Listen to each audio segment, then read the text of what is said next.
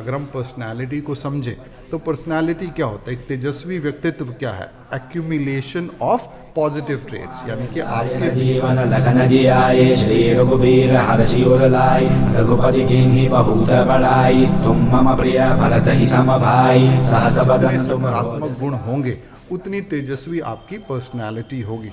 तो अगर हम एक कंट्रीब्यूटर बनना चाहते हैं अपनी फैमिली में, अपने समाज में, अपनी गोपाल जहाँ थे कभी कोविद कहीं सके कहाँ थे तुम उपकार सुग्रीव ही कीन्हा राम मिलाय राजपद दीन्हा तुम रो मंत्र जिस ऑर्गेनाइजेशन में भी हम काम कर रहे हैं तो उसमें हमको पर्सनैलिटी पर काम करना बहुत आवश्यक होता है। मधुर फल जानो प्रभु मुद्रिका मिल मुख माई जल दिलांग गए अचरज नाई दुर्गम गाज। Hello everyone, welcome to Hanuman Chalisa series.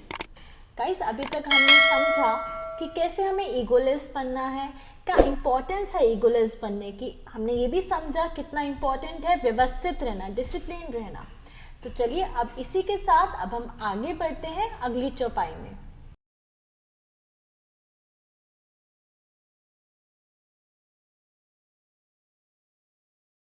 Sir, अब जो छठी चौपाई है इसका अर्थ क्या है? बेसिकली इसमें शंकर सुवन से चौपाई स्टार्ट होती है, तो उसका क्या अर्थ है? चलो, इसको समझने से पहले एक बार हम लोग सारी अब तक जो भी हमने स्टडी किया उसको रिकैप कर लेते हैं। शुरुआत हमने की गुरु वंदना से, उनके आगे समर्पण किया ताकि हम गुरु से ज्ञान प्राप्त कर सकें और उससे हम अपने मन रूपी दर्पण की धूल को साफ कर सकें। क्यों? ताकि हम अपने विकारों को देख सकें। और हमें मन को साफ क्यों करना है? ताकि हमको निर्मल बुद्धि की प्राप्ति हो और उस निर्मल बुद्धि से हम प्रभु के निर्मल यशगान को कर सकें। और ये सब हमको कौन देंगे? श्री हनुमान जी देंगे। फिर हमने बताया कि जो हनुमान जी हैं वो एक जोश, इंथुसियाज्म का प्रतीक है। तो हमने सीखा कि जब भी हम किसी कार्य की शुरुआत करें तो उत्साह के साथ करें। फिर हमको पता चला कि हनुमान जी का रिश्ता क्या है प्रभु राम के साथ, और हमारे जीवन में माता का क्या स्थान रहता है। फिर हमने हनुमान जी के गुणों के बारे में समझा और ये पता चला कि हनुमान जी जो है वो गुणों का सागर हैं, यानी कि उनके गुणों का कोई भी अंत नहीं है, कोई था नहीं है, और उनके अंदर सिर्फ सद्गुण है। फिर हमने समझा कि उनका शरीर बलशाली है, हमने उनकी वेशभूषा को समझा और ये समझा कि वो एक व्यवस्थित जीवन जीते हैं, डिसिप्लिन लाइफ जीते हैं और अपने तप के कारण उन्होंने अपने भीतर शक्ति का अर्जन किया है। अब हम अगली चौपाई में बढ़ते हैं। ये चौपाई बताती है, ये चौपाई है शंकर सुवन केसरी नंदन तेज प्रताप महाजगवंदन। तो तुम्हारा प्रश्न है कि शंकर सुवन का अर्थ क्या है? तो देखो, इसको दो तरह से समझ सकते हैं। इसमें कहा गया है कि आप प्रभु शिव के अवतार हैं, उनके पुत्र हैं। अब इसमें भी दो मत हैं। बहुत से ऋषि, कुछ संतों का ऐसा मानना है कि वो पुत्र नहीं है बल्कि स्वयं शिव के अवतार हैं। तो ऐसे संत भी हैं जो ये कहते हैं कि इस चौपाई को शंकर सुवन केसरी नंदन की जगह इसे ऐसे पढ़ना चाहिए, शंकर स्वयं केसरी नंदन। लेकिन इससे मेरी समझ में कोई ज़्यादा फर्क नहीं पड़ता है, क्योंकि हनुमान जी शिव के एकादश रुद्र अवतार हैं। तो जब अवतार हैं तो आप उन्हें सुवन भी बोल सकते हैं और आप ये भी कह सकते हैं कि वो स्वयं शिव हैं, क्योंकि शिव का ही अंश हैं। तो शंकर सुवन का मतलब हो गया शिव का अंश। तो जैसा कि हमने कहा कि हनुमान जी शिव का अवतार हैं, और कौन सा अवतार हैं? एकादश रुद्र अवतार हैं। और इनको केसरी नंदन कहा जाता है। क्यों? क्योंकि माँ अंजनी के पति थे केसरी नंदन। केसरी जो थे वो वानर के राजा थे, तो इसलिए उनको केसरी नंदन बोला जाता है, यानी कि केसरी के पुत्र। तो शंकर के अवतार यानी कि उनके अंश, और केसरी नंदन यानी कि केसरी जी के पुत्र, क्योंकि केसरी जी कौन है? माँ अंजनी के पति हैं। ओके, फिर आगे बोला गया तेज प्रताप महाजगवंदन। हनुमान जी में अत्यंत तेज है। तेज का मतलब हो गया कि इनकी जो पर्सनैलिटी है, जो व्यक्तित्व है, वो चुंबकीय व्यक्तित्व है। जब कोई भी व्यक्ति तेजस्वी होता है तो उसकी पर्सनैलिटी में एक आकर्षण होता है, और हनुमान जी प्रतापी हैं। प्रताप इतना बड़ा है इनका कि जैसा हमने पहले भी स्टडी किया कि जितने भी कार्य हनुमान जी ने किए वो उसमें कामयाब रहे। अगर हम देखें कि 100 योजन के समुद्र को लांघना, ये एक प्रताप और तेजस्वी व्यक्ति ही कर सकता है। प्रतापी और तेजस्वी व्यक्ति। लंका को जलाना, इसके लिए भी एक तेज और प्रताप की आवश्यकता है। संजीवनी बूटी के साथ पहाड़ को उठाकर ले आना, ये बिना तेज और प्रताप के नहीं हो सकता। पाताल में जाकर अहि रावण की कैद से प्रभु श्री राम और लक्ष्मण जी को छुड़ाकर लाना ये तेजस्वी और प्रतापी व्यक्ति ही कर सकता है। तो हनुमान जी क्या हैं? तेजस्वी हैं और प्रतापी हैं। तेज प्रताप महान जगवंदन। अब इस महाशब्द को भी समझो। शिव को हम क्या बोलते हैं? महादेव बोलते हैं। तो ये महाशब्द वहीं से हनुमान जी के साथ जुड़ा हुआ है। इसलिए हनुमान जी को हम बोलते हैं महाबलशाली, महाबली बोलते हैं, महापराक्रमी बोलते हैं, और यहाँ पे बोला गया महाजगवंदन। तो ये महाशब्द हनुमान जी से कहाँ से जुड़ा हुआ है? महादेव के वहाँ से जुड़ा हुआ है। तो तेज प्रताप महाजगवंदन। हनुमान जी का तेज इतना है कि इसको सहने की शक्ति किसी में भी नहीं है। इसको सिर्फ हनुमान जी ही सहन कर सकते हैं। एक सुंदर कथा है कि जब बाली को ये वरदान प्राप्त हुआ कि उसके सामने जो भी युद्ध के लिए आएगा उसकी आधी शक्ति बाली में चली जाएगी, तो उसको इस बात का बहुत घमंड हो गया। तो वो अक्सर खुले में जाते थे और जो भी व्यक्ति उनको मिलता उनको चुनौती देते थे युद्ध करने की। और एक बार ऐसा हो कि हनुमान जी जंगल में श्री राम जी का नाम जप कर रहे थे और बाली वहीं पे जंगल में आकर वृक्षों को उखाड़ कर इधर उधर फेंक रहे थे, जिससे हनुमान जी की तपस्या में खलल डल रहा था। तो हनुमान जी ने बड़ी विनम्रता से बाली जी से कहा कि आप में इतनी शक्ति है, आप इसका दुरुपयोग ना करें, ये बेजान पेड़ पौधे हैं, इनको क्यों तुम नष्ट कर रहे हो? तो बाली ने कहा कि अगर तुम में इतनी ताकत है तो मेरा सामना करो। तो हनुमान जी ने कहा कि ठीक है, अगर तुम्हारी यही इच्छा है तो मैं युद्ध के लिए तैयार हूँ। तो बाली ने कहा कि ठीक है, कल सुबह हमारा युद्ध होगा। तो हनुमान जी ने कहा ठीक है, और ऐसा कहकर बाली अपनी जगह चले गए और हनुमान जी अपने घर। सुबह का समय हुआ, हनुमान जी तैयार हुए। तो जैसे ही हनुमान जी युद्ध के लिए जाने लगे, ब्रह्मा जी प्रकट हुए और ब्रह्मा जी ने रिक्वेस्ट की कि आप ना करें इस युद्ध को। तो हनुमान जी ने कहा कि देखो, युद्ध तो नहीं टल सकता क्योंकि उन्होंने चुनौती दी है, और अगर मैं नहीं जाता हूँ तो ये मेरी कायरता होगी। और वैसे भी हनुमान जी उस चीज़ को नहीं छोड़ेंगे जिसमें प्रभु श्री राम का नाम हो। तो ब्रह्मा जी ने कहा कि ठीक है, तुम युद्ध के लिए चले जाओ, लेकिन एक काम करो कि अपनी शक्ति का 10% हिस्सा लेकर जाओ, बाकी आप अपने आराध्य प्रभु श्री राम के पास छोड़ दो, और जब वापस आओ तो उसको ले लेना। तो हनुमान जी ने ब्रह्मा जी की इस रिक्वेस्ट को स्वीकार कर लिया और वो सिर्फ अपनी शक्ति का 10% हिस्सा लेकर बाली से युद्ध करने के लिए पहुंचे। तो जैसे ही हनुमान जी उस जगह पर पहुंचे जहां उनका बाली के साथ युद्ध होना था, और उन्होंने उस अखाड़े में अपना पैर रखा, तो बाली के शरीर में अद्भुत शक्ति का प्रवेश हुआ और बाली ने महसूस किया कि उसके शरीर में अचंभित कर देने वाली शक्ति प्रवेश कर रही है। लेकिन वो शक्ति इतनी तेज थी कि थोड़ी देर में बाली को ये लगने लगा कि उसका शरीर फट जाएगा। वो उस शक्ति को सहन नहीं कर पा रहा था। तभी ब्रह्मा जी वहाँ प्रकट हुए और बाली को उन्होंने आदेश दिया कि जल्दी यहाँ से भागो, हनुमान जी से दूर हो जाओ।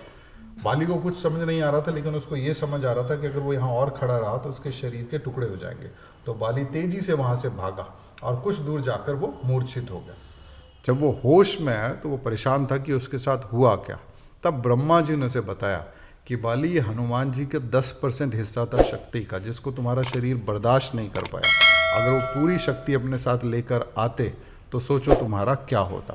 तो इसलिए हनुमान जी का जो प्रताप है और तेज है उसको हर कोई सहन नहीं कर सकता। यूं कह लो कि कोई भी सहन नहीं कर सकता, उसको सिर्फ हनुमान जी ही सहन कर सकते हैं। अब इसका व्यावहारिक पक्ष और देखो। समाज में जो व्यक्ति तेजस्वी होता है और प्रतापी होता है वो बेसिकली उस समाज का एसेट होता है, उसकी प्रॉपर्टी होती है, और वो समाज में सहयोग देता है। चाहे वो परिवार में है व्यक्ति, चाहे किसी सोसाइटी में है, किसी कंपनी में, वो कंट्रीब्यूट करता है। लेकिन जब व्यक्ति के अंदर तेज नहीं होता है, प्रताप नहीं होता है, गुणों की कमी होती है और अवगुण होते हैं, तो ऐसा व्यक्ति बोझ बन जाता है। तो हनुमान जी के चरित्र से हमको ये भी सीखने को मिलता है कि हमको अपनी पर्सनैलिटी को कैसा बनाना है, अट्रैक्टिव पर्सनैलिटी बनाना है। यानी कि हमको अपने तेज को बढ़ाना है। और तेज कैसे बढ़ता है? जब हम अपने अंदर क्वालिटीज़ को इनकलकेट करते हैं। अगर हम पर्सनैलिटी को समझें तो पर्सनैलिटी क्या होता है? एक तेजस्वी व्यक्तित्व क्या है? एक्यूमुलेशन ऑफ पॉजिटिव ट्रेट्स, यानी कि आपके भीतर जितने सकारात्मक गुण होंगे उतनी तेजस्वी आपकी पर्सनैलिटी होगी। तो अगर हम एक कंट्रीब्यूटर बनना चाहते हैं अपनी फैमिली में, अपने समाज में, अपनी कंपनी में, जिस ऑर्गेनाइजेशन में भी हम काम कर रहे हैं, तो उसमें हमको पर्सनालिटी पर काम करना बहुत आवश्यक होता है। तो हनुमान जी से हमको प्रेरणा मिलती है कि हम एक ऐसी पर्सनालिटी को डेवलप करें जो कैसी हो, तेजस्वी हो। और तेजस्वी पर्सनालिटी के लिए हमको क्या करना है, एक्यूमुलेशन ऑफ क्वालिटीज़। आपके अंदर आत्मविश्वास होना चाहिए, आपके अंदर अच्छी कम्युनिकेशन स्किल्स होनी चाहिए, आपके अंदर निडरता होनी चाहिए, आपके अंदर सेंस ऑफ रिस्पॉन्सिबिलिटी होनी चाहिए। आपको रेगुलर बेसिस पे अपनी पर्सनालिटी में वैल्यू एडिशन करनी होगी। वैल्यू एडिशन का मतलब क्या हो गया कि अभी आपके पास कुछ गुण है, उसमें आप कुछ और गुण डालो, फिर देखो कि और क्या चीज़ है जो मुझको बेटर कर सकती है। तो जब हम इस तरह से लगातार वैल्यू एडिशन करते हैं तो हम भी अपनी पर्सनालिटी को कैसा बनाते हैं, तेजस्वी बनाते हैं। और जब इस तरह की पर्सनालिटी समाज में, फैमिली में, देश में, कंपनी में कहीं भी होती है तो वो एक इम्पॉर्टेंट रोल अदा करती है। तो हनुमान जी की इस चौपाई से हमको ये शिक्षा मिलती है कि हम भी हनुमान जी की तरह अपने आप को तेजस्वी बनाएं। हमारे अंदर वो अलौकिक शक्तियाँ नहीं हो सकती जो हनुमान जी के अंदर है, क्योंकि हनुमान जी कौन है, शिव के अवतार हैं। लेकिन बाकी ऐसे बहुत से गुण हैं जिनको हम सीख सकते हैं। तो जो भी हनुमान चालीसा का अध्ययन करता है, इसका नित्य पाठ करता है, भक्ति भाव से करता है, वो साथ में ये भी प्रण ले, ये भी कमिटमेंट अपने आप को करे कि वो हनुमान जी की तरह व्यवस्थित रहेगा, हनुमान जी की तरह अपनी पर्सनालिटी को अट्रैक्टिव बनाएगा, अपनी पर्सनालिटी में अलग अलग ट्रेट्स को लेकर आएगा, ताकि वो परिवार के लिए, समाज के लिए क्या बने, एक एसेट बने, एक पूंजी बने, बोझ ना बने। अब देखो, आज जो हम लोग जी रहे हैं तो हम एक इन्फॉर्मेशन दौर में जी रहे हैं, यानी कि व्यक्ति के पास जानकारी बहुत है और उस जानकारी को वो अपना ज्ञान समझ रहा है। चलो मान लेते हैं थोड़ी देर के लिए कि आज के व्यक्ति के पास ज्ञान बहुत है, लेकिन समस्या क्या है? समस्या ये है कि ज्ञान के अनुरूप कर्म नहीं है, यानी कि जितना नॉलेज है उतना हम लोग एक्शन कर नहीं रहे हैं। और अगर ज्ञान के अनुरूप कर्म नहीं है तो फिर हमारे जीवन में परिवर्तन नहीं आता है। तो एक बार ऐसा हुआ कि एक महात्मा थे जो बहुत सुंदर कथा सुनाते थे और जीवन प्रबंधन के नियम बताते थे, और एक व्यक्ति रेगुलर उनकी प्रवचनों में आता और सुनता, और ये क्रम चलता रहा, कोई महीनों चलता रहा, लेकिन उसके जीवन में कुछ खास परिवर्तन आया नहीं। तो एक दिन महाराज जी के पास बैठा और बोला, प्रभु मैं रोज़ आपके पास आता हूँ, रोज़ आपकी कथा को सुनता हूँ, रोज़ आप अच्छी बातें बताते हैं उनको सुनता हूँ और मैं उनको मानता भी हूँ, लेकिन मेरे को इतना समय हो गया आपके यहाँ आते हुए, पर मेरे जीवन में कोई भी परिवर्तन नहीं आ रहा है। महाराज जी ने उसकी बात को सुना और थोड़ा मुस्कुराए और फिर उससे पूछा कि बेटा ये बताओ तुम रहते कहाँ हो? तो उस व्यक्ति ने बोला कि महाराज मैं बरसाना में रहता हूँ, और कथा जो चलती थी वो वृंदावन में चलती थी। तो उन्होंने कहा अच्छा बेटा बरसाना में रहते हो तो तुम आते कैसे हो? बोला प्रभु रोज़ वाहन करके आता हूँ, वाहन से आता हूँ। तो बोला अच्छा क्या ऐसा हो सकता है कि तुम बरसाना में ही रहो और कल्पना करके यहाँ आ जाओ? तो उसने बोला कि प्रभु ऐसे कैसे हो सकता है, कल्पना से थोड़ी ना पहुंचूंगा, करना तो पड़ेगा मुझे, या तो मैं पैदल चल कर आऊँगा, पैदल चल कर आऊँगा तो समय ज़्यादा लगेगा, या फिर वाहन करना पड़ेगा। तो महाराज ने कहा इसका मतलब ये हो गया कि बिना वाहन किए, बिना प्रयत्न किए तुम यहाँ पहुँच नहीं पाओगे, कल्पना से नहीं पहुँच पाओगे। उसने बोला हाँ महाराज वो तो हो ही नहीं सकता। तो महाराज ने बोला कि बेटे तेरी समस्या का जवाब तूने खुद दिया है, कि जो तू मेरी बातें सुन रहा है उनको तू रोज़ सुनता है, लेकिन सिर्फ सुनने से नहीं होगा, अब तेरे को उनको सुनने के बाद उनको फॉलो करना होगा, इम्प्लीमेंट करना होगा, यानी कि नोइंग को तुझे डूइंग में कन्वर्ट करना होगा। अब प्रॉब्लम क्या है, हम लोग नोइंग को इकट्ठा कर रहे हैं, नॉलेज को इकट्ठा कर रहे हैं, लेकिन डूअर नहीं बन रहे, डूइंग में कन्वर्ट नहीं हो रही है। तो जो परिवर्तन है, ट्रांसफॉर्मेशन है, डेवलपमेंट है, वो तब होती है जब जो मेरा एक्यूमुलेशन ऑफ नॉलेज है वो किस में कन्वर्ट हो गया, डूइंग में कन्वर्ट हो गया। तो जब हम हनुमान चालीसा को पढ़ रहे हैं तो हम इस चीज़ को सीखें कि जो भी नॉलेज हमें मिल रहा है वो मेरे पास आ गया, अब मेरे को इसको कन्वर्ट करना है डूइंग में। तो जब ये डूइंग में कन्वर्ट होगा तो मेरी पर्सनालिटी कैसे बनेगी, एक तेजस्वी पर्सनालिटी बनेगी, और फिर मैं एक वैल्यूएबल एसेट बनूंगा अपने परिवार के लिए, अपने समाज के लिए और अपने देश के लिए। फ्रेंड्स, इसमें हनुमान जी हमें बताना चाह रहे हैं कि हमें अपनी पर्सनालिटी, हमें व्यक्तित्व को तेजस्वी बनाना पड़ेगा, हमें अपनी पर्सनालिटी पे काम करना पड़ेगा, अपनी पर्सनालिटी को अट्रैक्टिव बनाना पड़ेगा। अब हमें पता होता है कि हमें अट्रैक्टिव कैसे बनाना है, वी नो दिस, बट सिर्फ जानने से काम नहीं बनेगा, हमें उस नोइंग को डूइंग में कन्वर्ट करना पड़ेगा। तो चलिए इसी के साथ अब हम आपसे मिलेंगे अगले एपिसोड में। जय श्री राम।